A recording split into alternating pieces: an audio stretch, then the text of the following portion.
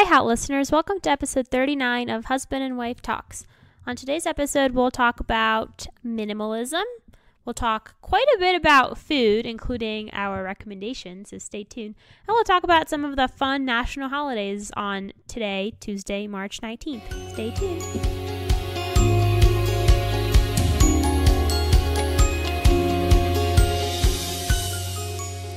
Hello, Marta. How's it going? Hi, Adam. How's it going? It's good. Going good. Well, Just good. Just good. Yeah, good. I love the energy we're bringing right to the Thank start you. Yeah. of the podcast. It is Tuesday, March 19th. And there's some national holidays that I think you want to say. Of course. Today is National Let's Laugh Day. Ha ha ha. Wow, that was great fake laughs. We should be actors and actresses. Maybe not. We have all heard the saying, laughter is the best medicine.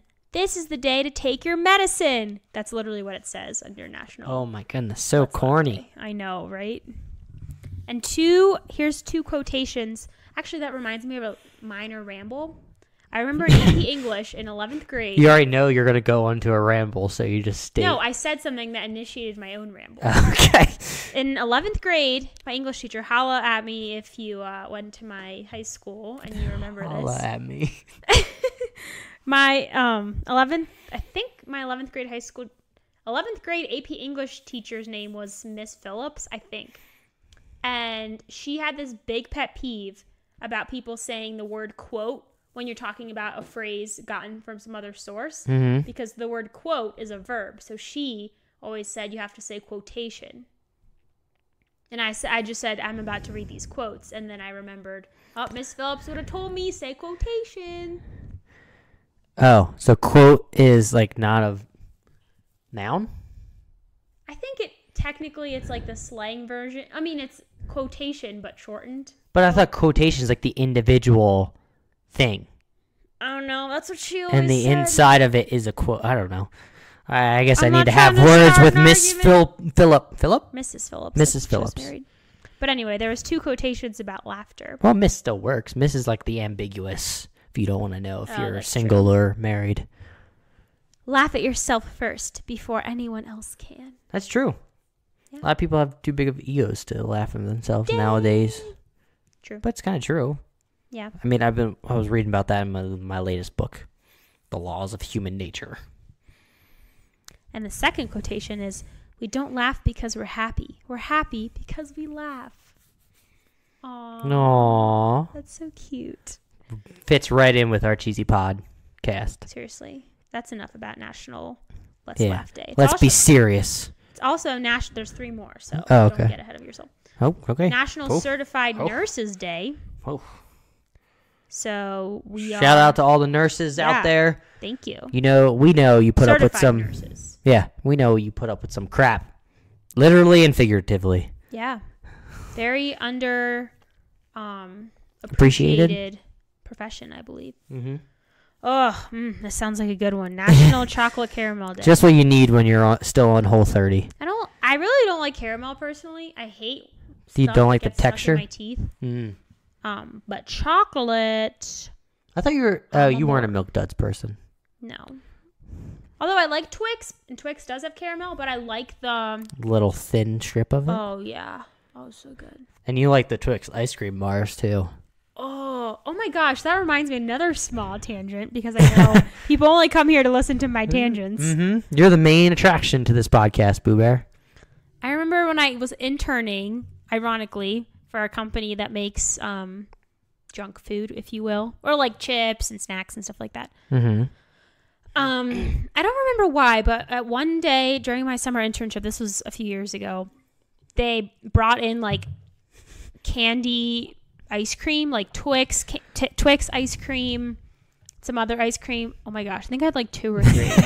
I felt so sick after it, but I was like, free ice cream, I have to have. And it was summer and it was hot. You interning for that company feels so long ago, because we were dating at the time. I think it was 4 years ago. This summer will be 4 years. Oh my goodness. Summer Time flies. 2015. Time flies when you're having fun with the love of your life. Aww. I said cheesiness. You come here to this podcast for it. But seriously, Twix, ice cream bars. That's your comment? Yeah, just Okay, next national holiday. We don't want to spend the whole podcast on national holidays. But National Poultry Day. Woo woo. We celebrated that today with our dinner, yeah. We had, if you follow Marta's foodie account, Marta's Muses, you'll see. Marta Muses. You'll see, well, it was in the past few days, but we remade it today. The chicken, broccoli, baked potato skin thing. Oh, so good. It is delicious. The title of this podcast should just be food, because so far, chocolate, chicken, and our recommendations are going to be including food as well. That's true. Little sneak peek. But anyway, those are the 4 national holidays. I think out of the 4, my favorite is National Let's Laugh Day, because it's just sweet. It's cute. Yeah, it's sweet. We need to learn to laugh more. Everybody's so serious. That's true. Especially in the workforce. Well, certain workforces. Some are more relaxed. But a lot of still old-timey workforces, it seems like it's very strict and, can't laugh as much. Yeah. It's kind of unfortunate. Yeah, I don't know. I could have used a nice laugh at work today. Today was a rough day. One of those days. One of those days at work. All right. I guess that's it for the national holidays. There was a good chunk of them. I guess we can get into what we've been up to. Not much, since Marta stopped traveling so much, so we're kind of spending a lot of time together, having breakfast together, going out for breakfast, cooking dinner together, just being coupley. It's been nice. That's it? Is that all we've been up to? I see you have something down here. Well, last week... seems very important that we need to talk about. Last week we recorded before this important television event, which is called The Bachelor finale. It was last... I don't know why I'm talking so weird. Yeah, I don't know. Very, robotic. It was last Monday and Tuesday. We watched the finale of The Bachelor. What'd you think? Quick little recap. Recap. I'm trying to remember. Not recap, but what were your thoughts? How do you feel? Definitely shouldn't have been a 2-nighter. That's my initial... I saw a tweet, I think it was a tweet saying, I think I told you about this already, but someone was the producers were like, oh, Chris Harrison's the host, or vice versa. I don't know. Someone was like, oh, we have 3 hours of footage. Should we just do a 1 night, 3-hour episode? And the producers were like, no, we'll do 2 nights. Stretch it out with meaningless BS. With 4 hours of content. Oh, they literally probably had 2 hours and 5 minutes of content, and they stretched it over 2 days. And the frustrating thing here is, if anybody has watched The Bachelor this season, it was a good season, I have to admit. It was a pretty good season. But the main Bachelor, the big thing is that he was a virgin, and they didn't play it. They started playing it off at the beginning of the season, which kind of annoyed me because I didn't think it was that big of a deal anyway. I mean, it's none of anybody's business. All about personal preference about what you want with your life. And then the last episode, so how Marta said, it was 3 hours worth of content, but since they stretched it out to 2 days, it's 4 hours total. So basically the rest of the hour, it seemed like it was talking about his virginity and things of that nature. They had a panel talking about it because there's an overnight suite that they do on the show. And they were talking about, is Colton a virgin now? And it just seems very impersonal. I thought it just seemed kind of wrong because they're just interjecting themselves into his life. I know it's a reality TV show, but everything, what he does is his own personal business, and you can't, I don't know, it seems like they were just kind of making a joke out of it when it seemed like it's a very personal and kind of important thing for somebody if they've waited that long to be in a certain type of relationship to get to that point. Yeah, I mean, it's just, I don't want to know. It's not any of my business. Mm-hmm.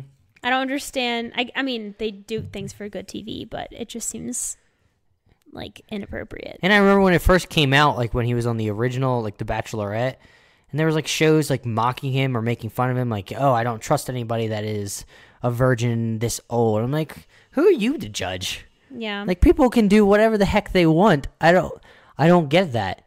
You have no clue what he's been through and why he's at this point.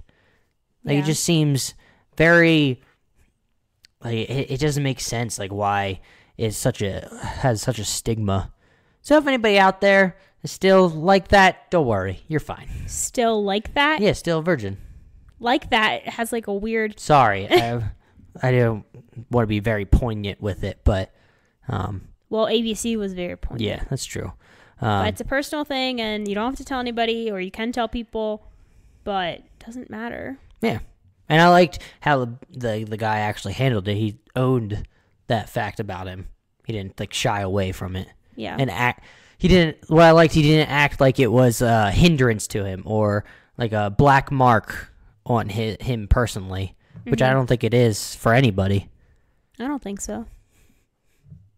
But anyway, should we get into our main topic for today? You didn't give me what your thoughts were on the finale. No, you didn't. You asked me, and I'm asking you now.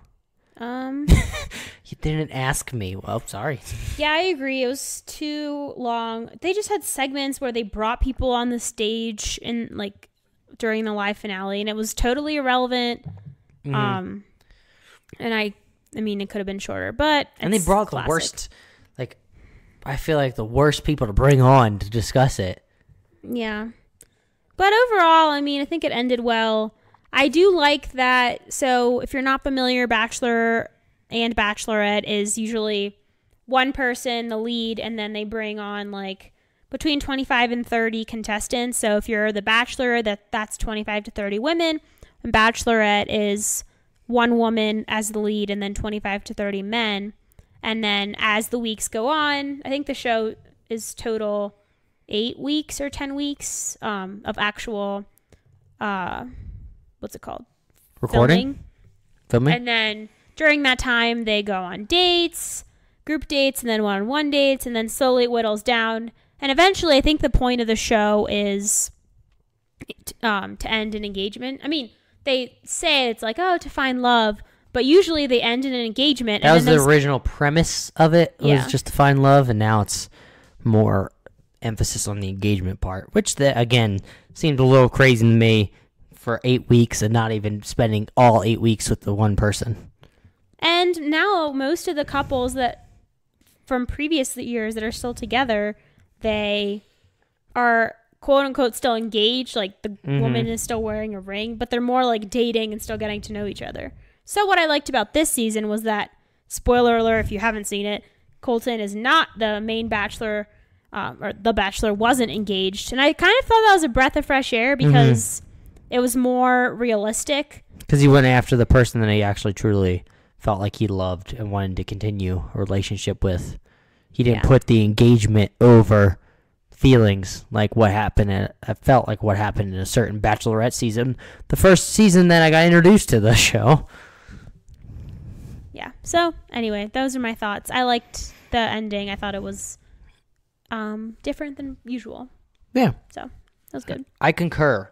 I think it's now time to move on to our interesting tidbit / topic discussion, and it's sort of piggyback off of last week's episode 38. Check it out if you haven't listened to it, where we talked about materialism and how it affects today's society, where materialism is just we're constantly inundated with the idea that we should buy a lot of things, and we didn't think that was we were just discussing how we got to that point and how we kind of don't completely agree with that ideal.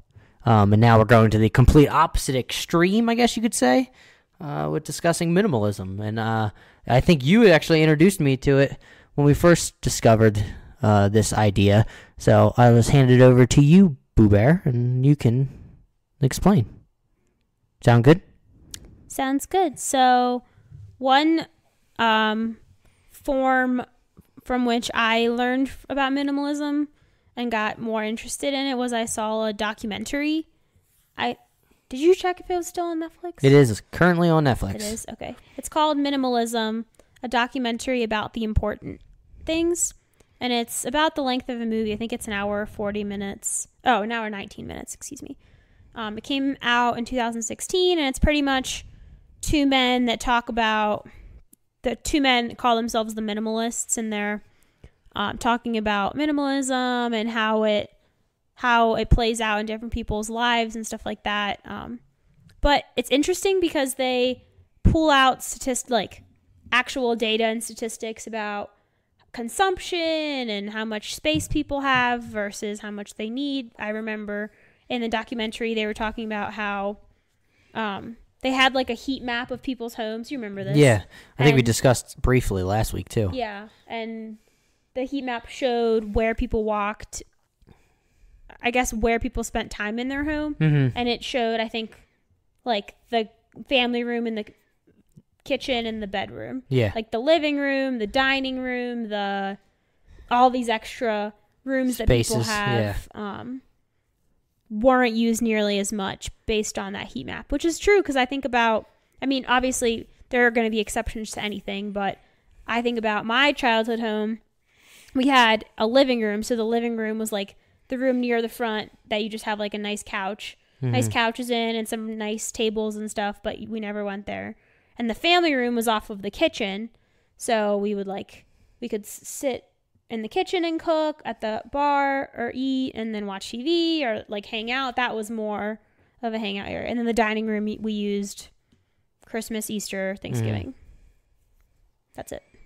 Yeah, and they were making the comparison about how houses in the 60s were built mainly with useful purposes in mind and not just excess space. Because if you look at older houses, they were definitely a lot more condensed compared to houses nowadays where it's just larger and larger, which then makes sense why housing prices do go up because all the houses just get bigger. Yeah. And inflation a little bit, but not supply demand. But I think the fact they're getting so much bigger is definitely a contributing factor. And then I looked up some key takeaways from the documentary because I don't remember quite everything, and I wanted to see if there was anything that I wanted to share. The one thing that did stick with me in the documentary is that they were talking to this one person that was working for a large company, and he's worked there for a good amount of time. I think you probably remember this too. Yeah. Since we watched it together. But at a certain point, he was going for a promotion to, I don't want to say CEO, but to like one of those higher positions. And I think at a certain point, I don't know if it was like his elevator ride up or something, he started like breaking down, realizing that since he's made it to this point, he can't really, once he accepts this job and it starts, I guess with the environment that they portray that he's seen, that he has to start living a certain way with the amount of money and like has to start, I guess, spending a lot of money and things of that nature. And he, at a certain point, he realized that once he starts this, he'll never be able to go back. Even if if he theoretically lost his job, he will still be in this ideal, or he'll be thinking this way that you should be spending a certain way to look a certain way. And he apparently had an epiphany that he didn't want to do this anymore, and he decided to turn the elevator back and to go down to the bottom floor, and he just left the building and never returned. Yeah. And he was discussing that and talked about how freeing it was for him personally, which I thought was very interesting and very bold. I don't know many people that could do that. Yeah, I mean, it's a lifestyle choice. He made that decision, and once he walked out, I guess he knew he wasn't gonna come back, and he knew in his heart that he didn't want that. But I was looking through this article that has some lessons / takeaways from the documentary. And one thing that I like that kind of goes along with last week's episode, what we were talking about, regarding materialism, but this takeaway is that you can't control making more money, but you can control spending less. And I think that's something that is hard to think about, because when we're in a job and we're in college, we're trying to think about our salary and how we can make more and get raises and blah, blah, blah. But I don't think were ever taught, like, maybe you can spend less. Like, maybe your focus can be on living the best life that you can that brings you the most happiness, but being smarter about it. Like, no one's saying that you can't ever buy a nice car or house or go to restaurants or, you know, et cetera, et cetera. But I feel like there's so much emphasis on, like, oh, when am I going to get that promotion so that I get my money, versus thinking, oh, well, if my salary doesn't go up as much as I hope, what can I do, like, life hack wise, to try to save more? And don't they state that, based on previous, like, research studies, that at a certain point, a certain level of income, I think it's 70,000. I think it's around the 70,000 mark, yeah. At a certain point, your happiness does increase when you start making more money, but there's a certain level that all of a sudden, after that point, your happiness doesn't increase with more money, which I found pretty interesting. Yeah. And another takeaway that I wanted to mention says, when you get this is more of a question or something to consider, but when you get something new, you should always ask yourself, is this adding value to my life? And I think that's kind of like Marie Kondo. That's what I was about to say. That's Marie Kondo. But it's also like what I was saying earlier, where you don't have to be super extreme. Like, no one's saying you can't ever buy anything. That's not what minimalism is. It's more about focusing on what brings you happiness, where I think I do see a lot of ties to the Marie Kondo, KonMari method. But I feel like that's super important, because I feel like lately I have been doing that a little bit more. I'm not perfect, obviously, and I'm trying to be better, but I feel like I used to buy more stuff. Like, I don't know, I would just buy stuff on Amazon and like little around knickknacks. Christmas time, Christmas we were buying stuff for each other too. Yeah, no, it's just that then you get into the buying spirit, and then all of a sudden it snowballs. But a lot of times, if you just ask yourself, whatever you're thinking about buying, is this going to add value to my life? And if you truly think so, then yeah, go for it. If it's a new whatever, I mean, I don't think that you should not buy something just because, like, you have to spend or save that extra $1. But I just think asking yourself one question, or maybe waiting like 24 hours online shopping, you can always put it in your cart and then come back, unless it's some one day flash sale or whatever. But usually I noticed if I put something in my cart on Amazon, the next day I'm like, why was I even looking at this? Like, it's funny, I don't remember why I wanted it. Yeah, and then, don't they say that probably buying at night is probably the worst time to do it? Because a lot of people sit in bed and they're looking at an Amazon, and they decide to buy things just randomly, I guess because they're more tired and just don't really sleep on it, and they just purchase it. Yeah. Which doesn't seem like a smart way to go. But it's funny how these ideas all kind of circle one another. Yeah, they're all pretty intermingled when you're talking about the similar topic, but just in different ways. I think we did a little bit of Marie Kondoing and removing stuff that didn't bring happiness or value to our life this past week. That was one thing we did, but we didn't mention it because it's just cleaning up. But we organized the crap out of our apartment, it seemed. It's spotless. It's amazing. Right now, it feels good. Because I realized, especially, I don't know, like, anybody out there, I guess this sort of relates with minimalism, how when you're in an apartment, even if it's smaller and it's cluttered, it kind of clutters up your mind, and you kind of get antsy, even though it's just stuff. But, I mean, they say that's, like, one of the reasons for people, like, if you can't sleep, if you have a messy room that you're sleeping in, that could be one reason. Outer order, inner calm. I've heard that somewhere. So don't know where? I have no idea. You didn't just think of that off the top of your head? No, I've probably heard it somewhere or saw it somewhere on the internet. But outer order, meaning like if your surroundings are clean, inner, your mind, your soul, your body is calm. Yeah, and we did some of that. Got rid of some shoes, some clothing that I did not need that I realized. Reorganized some stuff so it was in a better position. Oh, the pantry, I totally reorganized. I kind of felt like I should have done a before and after picture because it just, I was proud of it personally. Yeah, and it's crazy how it's sometimes just snowballs the clutter when you don't realize it. But it's like just one thing after another. Every grain of sand eventually becomes a pile or something like that. And I've noticed that even after getting back, like if something breaks our routine, if we're on a trip or anything and we come back, that's what initiates the mess. Because we're tired, don't feel like putting away our and then it just piles on and on. But two more things I wanted to mention about minimalism. Or I guess 2 websites and a podcast. They're not counted as recommendations because they're in this segment. But one is, the website's called Minimalists.com, and it's run by the same people that came up with that minimalism documentary that I mentioned earlier. And I really like this site because it has like a minimalist vibe. It's very simple, but it has a lot of information about blog posts regarding minimalism and different podcasts, movies, books about it.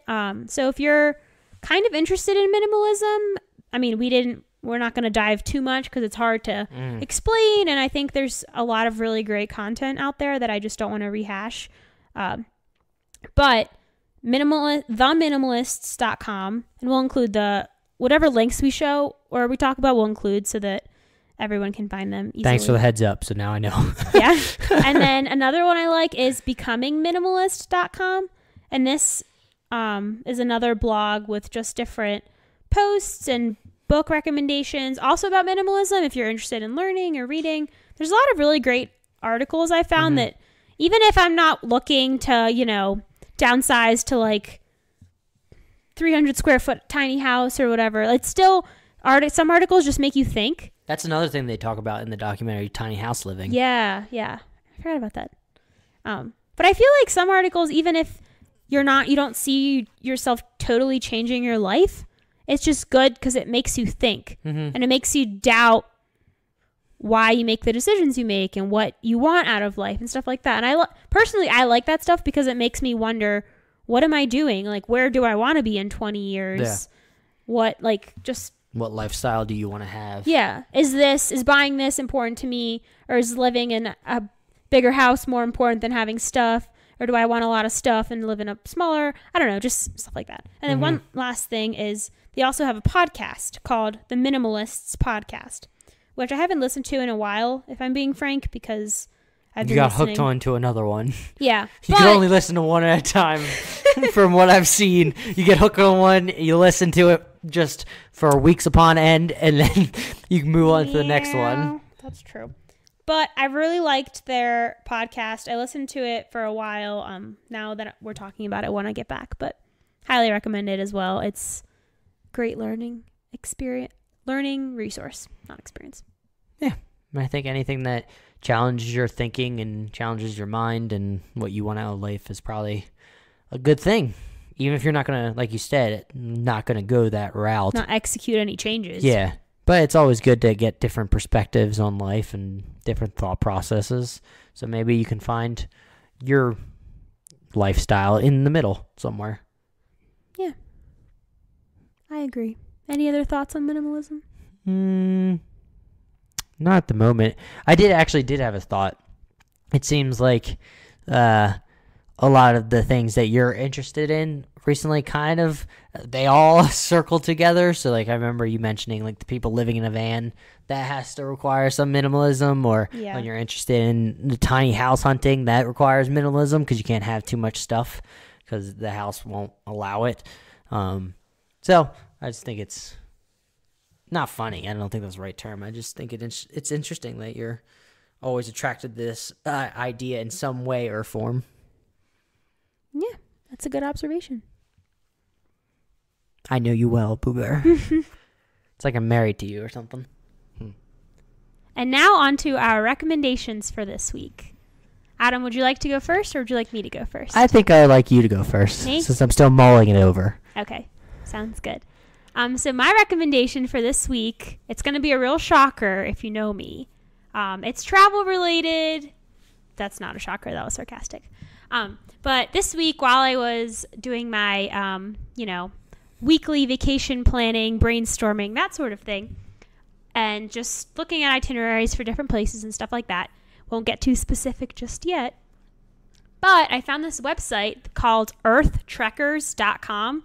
Earth, and then Trekkers is TREKKERS.com.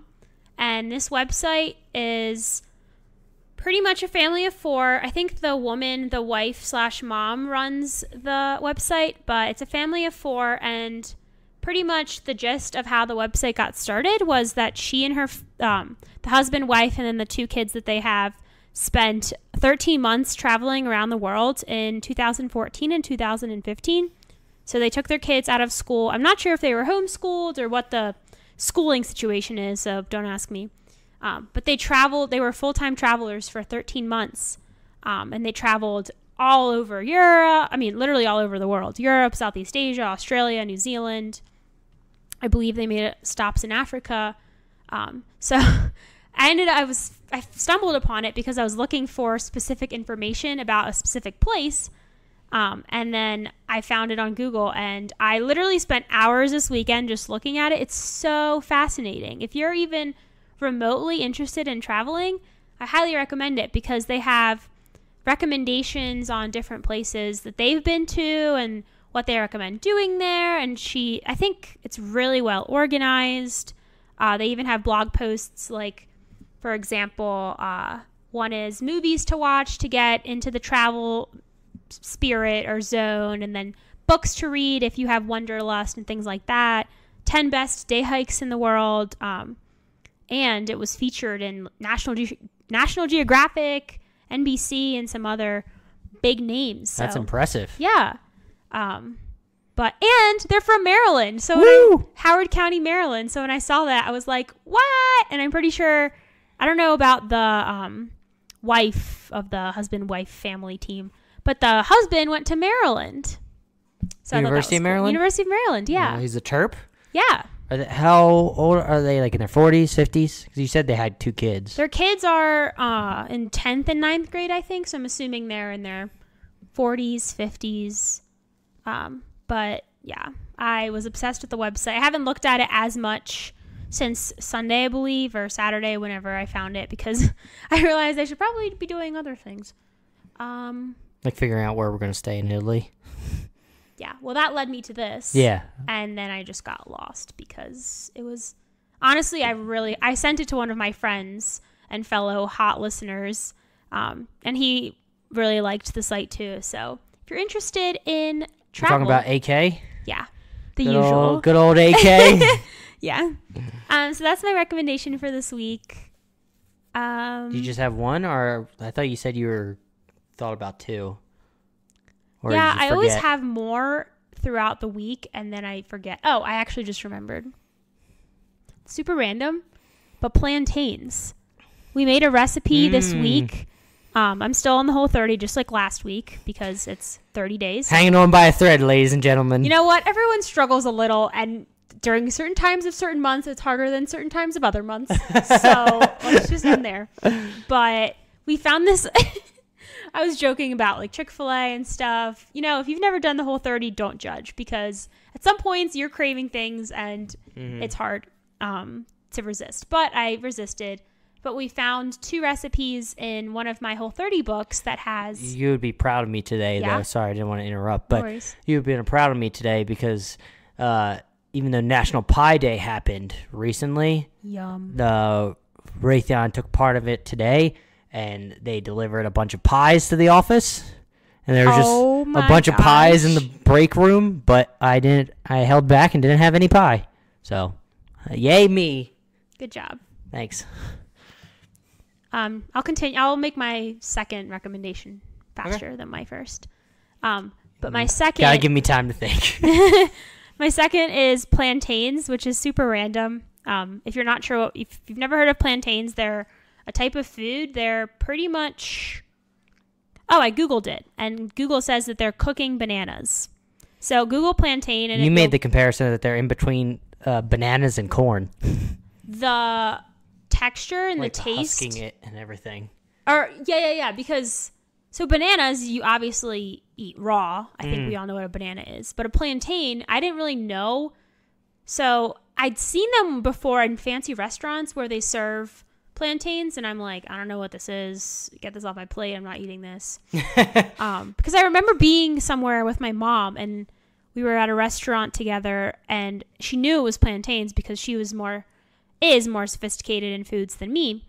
And I was like, plantain? She's like, yeah, it's like a banana. And I looked at it, and I was like, ew, I'm not eating that.